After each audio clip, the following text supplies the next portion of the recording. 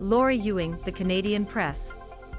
More than 500 Canadian gymnasts call on the Minister of Sport in Canada to freeze the funding of their national sport organization.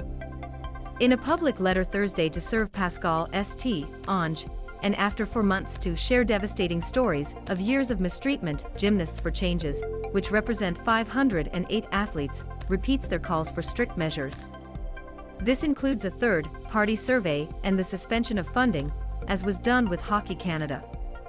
Their initial request months ago, they said, were ignored by Gymnastics Canada, Sport Canada, and now by your office, and to the great detriment of children's gymnasts across the country.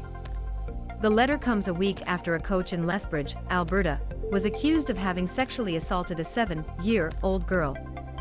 Several gymnasts told the Canadian Press earlier this week they were wondering if the abuses could have been avoided if their calls for intervention had been heard. Over the past 4 months, we have publicly devoid of our souls, sharing devastating treatment stories that we have suffered in the hands of our sport, said the letter. We have called for an independent third survey to approach the systemic culture of abuses that prevails in Canadian gymnastics. Gymcan recently announced that she had committed World Sports Solutions from McLaren to make a culture review of national sports computing. But the gymnasts rejected the exam because it is bought and paid by the organization even to investigate. The Gymnasts for Change group, which went from 70 members of origin 3 months ago, requests the suspension of funding to prevent the dollars of taxpayers from going to what they say to be an ineffective and harmful exam that will launder the survivor experience.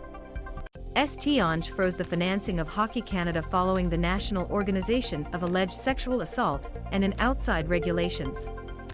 Thursday's letter noted that Gymcan and Sport Canada were aware of the potential for generally abused complaints. The CEO of Gymcan, Ian Moss, told the Director General of Sport Canada, Vicki Walker, in August 2020, in a communication recently published by TSN, he could, very soon, a wave of complaints of historic athletes. In April 2021 and again in December, the Gymcan Board of Directors was urged by the survivors to initiate an independent and third investigation into sport. The gymnasts published their first public letter on March 28, or